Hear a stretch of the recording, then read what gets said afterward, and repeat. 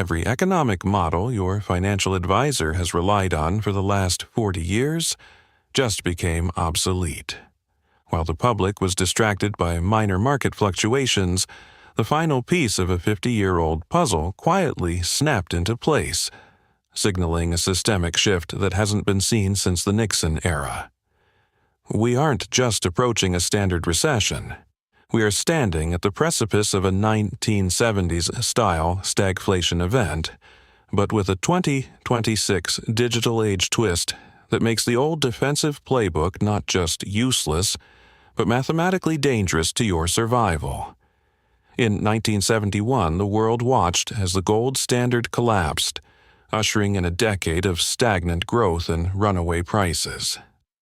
Today, in 2026, the unprecedented money printing of the last 5 years has finally collided with a global energy shock and a structural labor crisis. The Federal Reserve is now backed into an impossible position. If they raise rates to kill inflation, they bankrupt the government under the weight of its own debt. If they lower rates to stimulate the dying economy, they trigger a currency collapse. There is no soft landing coming. The bridge is out, and most investors are still driving at full speed. But here's the critical part that most people are missing: the safe havens you've been taught to trust. Savings accounts, traditional bonds, and even some precious metals are failing to track the real rate of currency debasement. Between 1971 and 1991, fortunes weren't made by those who hid in cash. They were built by those who identified the shift from paper assets to real-world infrastructure. In 2026, that shift is accelerating into a new frontier. By the end of this analysis, you will see the terrifying historical data that proves why 2026 is the 1970s on steroids. We are breaking down the 4 stages of this crisis currently in motion and revealing the exact sectors, from physical AI infrastructure to critical mineral supply chains, where the smart money is quietly moving billions while the retail market is liquidated. If you believe your portfolio is safe because it's diversified in a standard index fund, you are holding a map to a world that no longer exists. The rules of wealth preservation have just been rewritten, and the window to pivot is closing. To understand why the 2026 crisis is a predator unlike any we've faced in modern history, we have to look at the great decoupling of the 1970s and realize that the mechanics of that era have been injected with a lethal dose of digital age volatility. In 1971, when President Nixon temporarily suspended the convertibility of the dollar into gold, he didn't just change a policy, he altered the DNA of the global economy. For the first time, the world's reserve currency was backed by nothing but faith and credit. For 50 years, that faith held. But as we sit here in 2026, the data shows that the credit side of that equation has reached its mathematical limit. Think back to the stagflation of the 70s. You had high unemployment, stagnant growth, and skyrocketing prices. It was a miserable decade for the average household, but it was manageable because the U.S. national debt was roughly 35% of GDP. When Paul Volcker needed to kill inflation, he simply cranked interest rates up to 20%. It was painful, yes, but the government could afford the interest payments on its debt.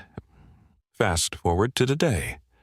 Our debt-to-GDP ratio has blown past 120%.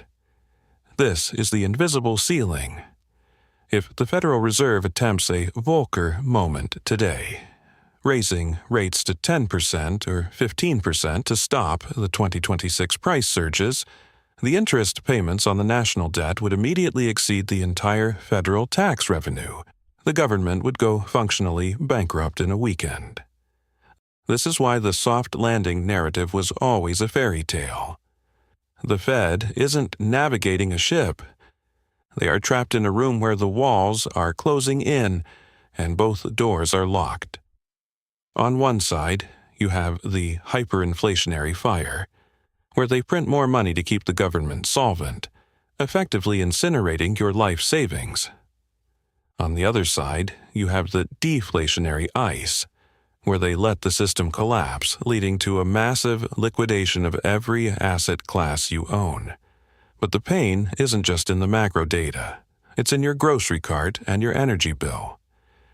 We are currently witnessing a structural labor crisis that the 1970s never had to deal with. While the boomers are retiring in record numbers, the 2026 job market is bifurcated. We have a surplus of ghost jobs in middle management and a catastrophic shortage of people who actually move atoms: the truckers, the miners, the power grid engineers. This is why prices aren't coming down even when the official inflation numbers claim they are. We aren't just paying for the debasement of the dollar. We are paying for the total breakdown of the global supply chain that was built on the premise of cheap, infinite energy. And here is the psychological trap. Most of you watching this were raised on the buy and hold philosophy. You've been told that if you just put your money in a diversified index fund and wait 20 years, you'll be fine. That strategy worked from 1980 to 2020 because we were in a 40-year period of declining interest rates and global cooperation. It was the long summer of the global economy. That summer is over. We have entered the economic winter, and a summer wardrobe won't keep you alive. The S500 is currently more concentrated than it was during the dot-com bubble. A handful of companies, mostly dependent on high-growth tech and cheap credit, are carrying the entire weight of the market. If the cost of capital stays high, which the current stagflationary environment demands, those valuations don't just dip, they reset. We are talking about a fundamental repricing of the American dream. You feel it, don't you? That nagging sense that the numbers on your banking app don't match the reality of your purchasing power. The smart money, the institutional whales and the sovereign wealth funds, has been feeling it for years. That's why they've been quietly exiting paper assets and moving into hard infrastructure. They are preparing for a world where the dollar is no longer the undisputed king. But this is where most doomsday analysts get it wrong. They tell you to buy gold, hide in cash, and wait for the end. They are teaching you how to survive, but they aren't teaching you how to thrive. Here is the pattern. Interrupt.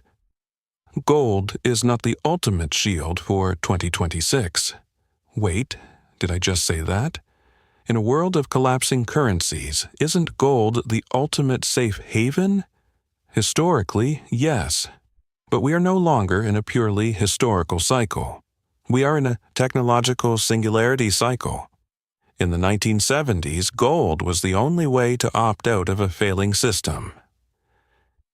In 2026, gold has a massive problem. It is dead capital. It sits in a vault. It doesn't compute, it doesn't transmit data, and it doesn't power the artificial intelligence revolution that is currently cannibalizing every industry on Earth. The reality that will shock most investors is that in this new era of stagflation, safety is no longer found in things that preserve value. It is found in things that create essential utility in a resource-scarce world. If you are holding gold bars while the world shifts to a physical AI infrastructure economy, you are essentially holding a high-definition map of a city that has already been rebuilt. You're looking at the wrong assets for the wrong crisis, using a playbook that was written before the internet even existed. The true new gold of 2026 isn't a metal at all. It's something far more vital to the survival of the digital age. The new gold of 2026 is something far more visceral. It is the asset of essential utility. To understand this, you have to look at the one thing the Federal Reserve cannot print, no matter how many digital zeros they add to their balance sheet. They can print liquidity, but they cannot print latency. They can print currency, but they cannot print calories and kilowatts or conductivity. In the 1970s, the battle was for oil, the lifeblood of the industrial age. In 2026, we are witnessing a three-way collision between a collapsing currency, a crumbling power grid, and the insatiable hunger of artificial intelligence.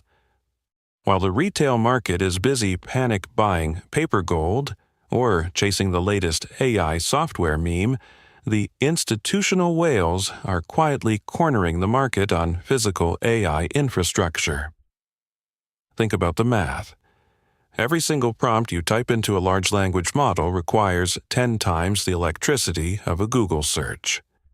By some estimates, AI data centers will consume 20% of the U.S. power grid by the end of this decade. We are moving from a world of infinite digital abundance to severe physical scarcity. This is the great irony of 2026. The more digital our world becomes, the more valuable the physical foundations become. But here is the twist that is liquidating the average investor. The companies building the software are not the ones who will survive the stagflationary squeeze. Software has high margins, but it has zero moat against energy inflation.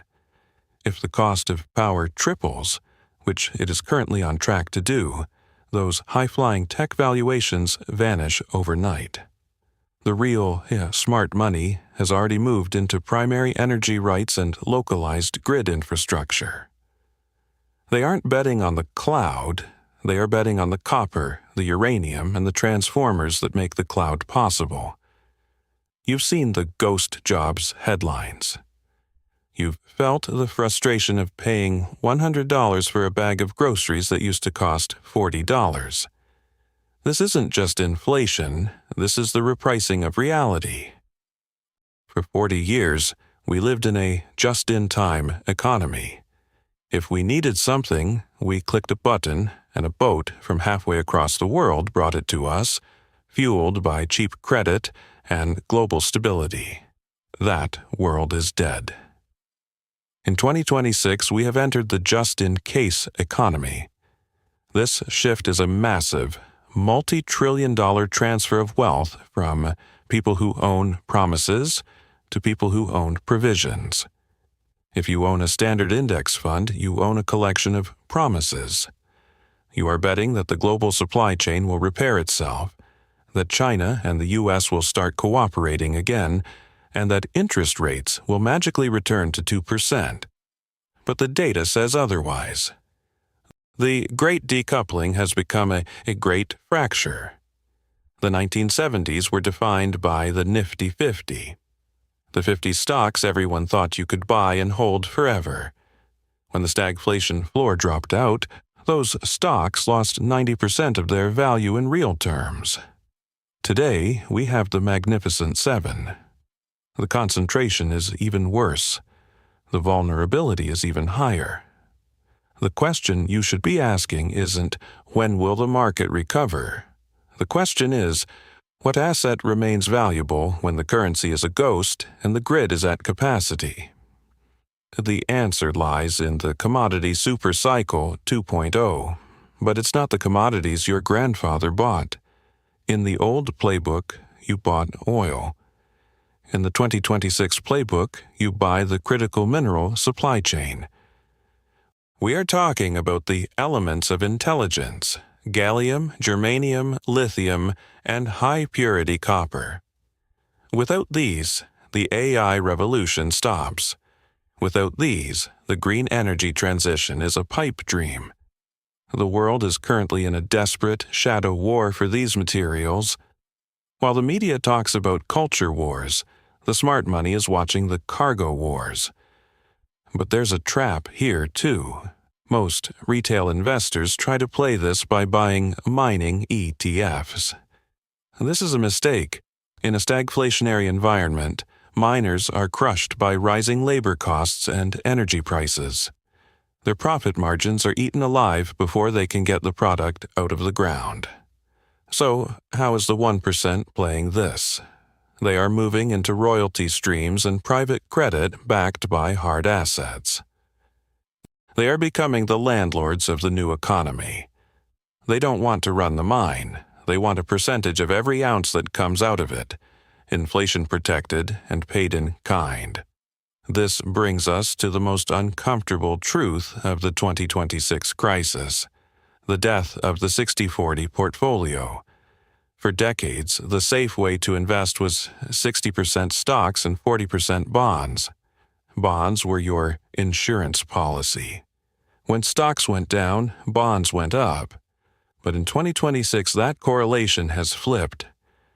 Now, when stocks crash because of inflation, bonds crash even harder because interest rates have to stay high. Your insurance policy is currently on fire. If you are still following the advice of a financial advisor who uses a risk tolerance questionnaire from 2015, you are being led to the slaughter. They are using a compass in a world where the magnetic poles have just reversed. The new safety isn't found in diversification. It is found in asymmetry. In a world of stagnant growth and high inflation, average is a death sentence. You cannot index your way out of a systemic collapse. You need assets that have a captive audience. Think about it. If the price of a Netflix subscription doubles, you might cancel it. If the price of the electricity required to run your business doubles, you pay it. If the cost of the critical minerals required to build a defense satellite triples, the government pays it. These are inelastic assets. This is where the wealth of the next 2 decades is being forged right now. But there is a final, darker layer to this 2026 puzzle. It's the labor paradox. We were told AI would take everyone's jobs, leading to mass unemployment and deflation. Instead, we have a catastrophic shortage of blue-collar intelligence. We have millions of people who can code in Python, but we have a 30% deficit in the people who can maintain a high-voltage substation or repair a commercial cooling system. This is why services inflation is sticky. You can't AI your way out of a burst pipe or a downed power line. This labor shortage is the second engine of the 2026 stagflation. It's a structural floor under prices that the Federal Reserve cannot break without destroying the very fabric of society. So, we are left with the terrifying realization: the system isn't broken in a way that can be fixed. It is resetting in a way that must be endured. The people who lost everything in the 1970s were those who waited for normal to return. Normal never came back. Instead, a new world was born. The people who built generational wealth were those who recognized, by 1974, that the old rules were gone and the new rules were written in oil and infrastructure. In 2026, the window to recognize the new rules is much smaller. The speed of the digital age means that the great reset of valuations won't take a decade. It will happen in a series of violent overnight gaps. If you're waiting for a sign to pivot your strategy, look at the bond market. Look at the gold to silver ratio. Look at the real cost of energy. The signs aren't just there, they are screaming. But what does a pivot actually look like? If you shouldn't just buy gold, and you shouldn't trust the S500, and you shouldn't hide in cash, where do you actually put your capital tomorrow morning? To answer that, we have to look at the 3 pillars of the 2026 fortress. These are the specific, actionable sectors that the smart money is using to not just survive the stagflationary fire, but to use it as a forge for the greatest wealth-building opportunity since the end of World War II.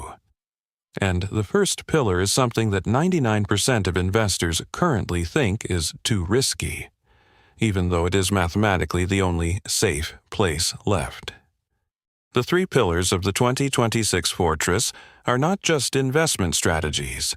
They are the structural supports for a new way of existing in a fractured global economy. These pillars address the impossible position of the Federal Reserve, by moving your capital into the only space where their printing presses have no power, the realm of physical necessity and technological bottleneck. The first pillar is energy sovereignty and the grid of the future. We have established that the Federal Reserve can print money, but it cannot print a kilowatt hour. In 2026, the demand for power from AI data centers and the aging domestic manufacturing base has created a permanent supply-demand imbalance. The smart money is no longer speculating on green energy startups with high burn rates. They are acquiring the baseload infrastructure. This means uranium, the only fuel source dense enough to power the AI singularity without collapsing the grid, and the localized power transmission systems that the government is forced to subsidize. This is the ultimate inelastic asset. No matter how high the stagflation climbs, the data centers cannot turn off, and the cities cannot go dark. By owning the energy generation and the wires that carry it, you are effectively taxing the entire digital and physical economy. You are no longer holding a promise of value. You are holding the literal spark that keeps modern civilization alive. The second pillar is the critical mineral royalty model. This closes the loop on why mining ETFs are a trap. In the 1970s, you wanted to own the oil. In 2026, you want to own the royalties on the elements of intelligence. Gallium, germanium, high-purity copper, and lithium are the new hard currency. But instead of taking on the operational risk of a mining company, which is plagued by the labor paradox and rising fuel costs, the 1% are moving into royalty streams. This allows you to collect a percentage of the top-line revenue of these materials, paid out before the mining company even pays its own bills. It is the most asymmetric beat in the 2026 market. If inflation goes up, the price of the mineral goes up, and your check grows. If the economy slows down, the essential utility of these minerals for national defense and AI infrastructure ensures that the mines stay open. This is how you pivot from being a victim of the commodity supercycle to being its primary beneficiary. You become the landlord of the periodic table. The third pillar, and perhaps the most transformative, is physical-digital convergence, the atom movers. This is the answer to the labor paradox. While the 2026 market is liquidating companies that only exist in the cloud, it is rewarding those who use AI to solve physical scarcity. This means investing in the companies that are retrofitting the global supply chain with autonomous robotics and edge computing that doesn't rely on a vulnerable, centralized grid. These are the atom movers. They are the bridge between the digital surplus and the physical shortage. By owning the entities that provide the blue-collar intelligence the world is currently starving for, you are insulating your wealth from the ghost job economy. You are investing in the tools that repair the pipes, secure the power lines, and harvest the crops. This is the new safety. When you align these three pillars, the terrifying data of 2026 shifts from a threat to a roadmap. You begin to see that the great fracture is actually a great filtering. The paper assets that have defined the last 40 years are being filtered out of the system, leaving behind only the things that are real, scarce, and essential. The realization that should give you the ultimate clarity is this: we are not just witnessing a market crash. We are witnessing the death of financialization. For 50 years, we believed that wealth was something created by clever accounting, low interest rates, and infinite credit. We believed that the map, the stock tickers, and the banking apps was the territory. In 2026, the territory is fighting back. The territory is the energy, the minerals, and the labor required to keep the lights on. The people who are currently panicking are those who are still holding onto the map of 1985, wondering why the roads don't match the ground beneath them. They are waiting for the Federal Reserve to save them with a lower interest rate, not realizing that a lower rate would only pour more gasoline on the stagflationary fire. They are waiting for a return to normal that is mathematically impossible because the debt-to-GDP ratio has reached its terminal velocity, but you now see the invisible ceiling for what it truly is, a floor for the next era of wealth. By shifting your focus from return on capital to return of utility, you are opting out of the impossible position.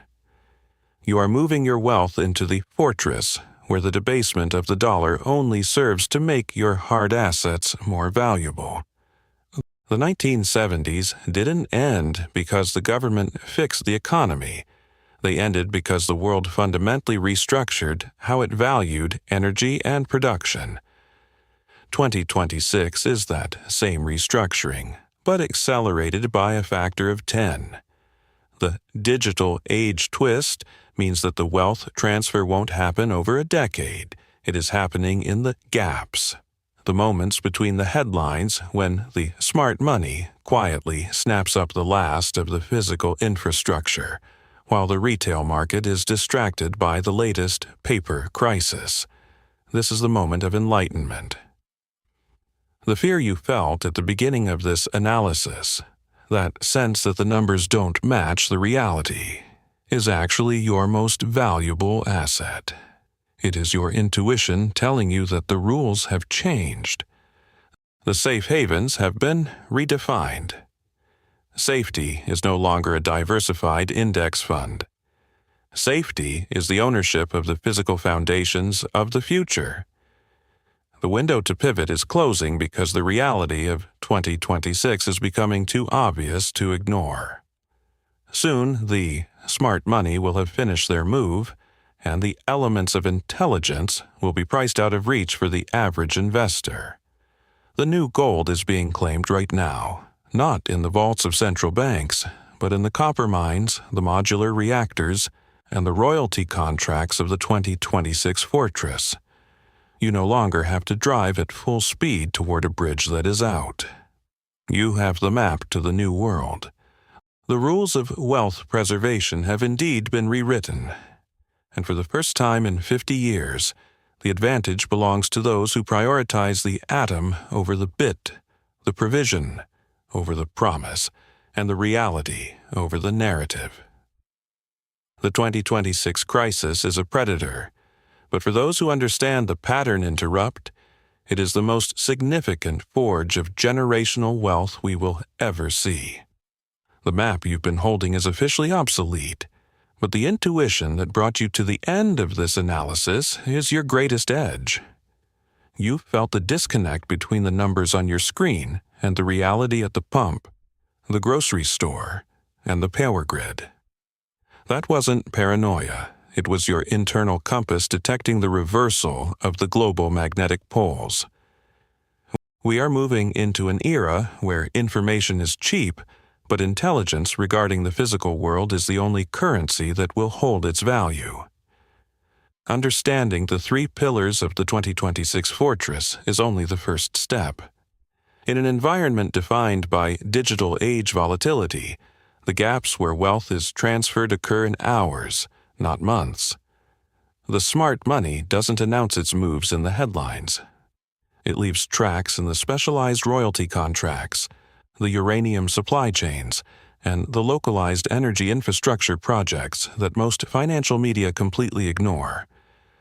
This is why we have dedicated this platform to monitoring the great fracture as it happens. We don't provide standard market commentary because the market, as you knew it, is being liquidated.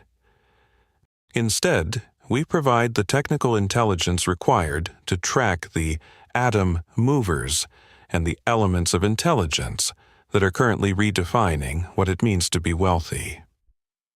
If you recognize that the rules of wealth preservation have been rewritten, then your strategy must evolve at the same speed as the crisis. By joining this community of fortress builders, you are ensuring that you don't lose sight of the territory as the terrain continues to shift. We are documenting the structural breakdown of financialization and the emergence of the utility-driven economy in real time. If you are ready to stop chasing the ghost of the 1985 playbook and start securing the physical foundations of your future, ensure you are part of this intelligence loop. The window to pivot is closing, and the great filtering has already begun. Position yourself on the right side of the reality gap.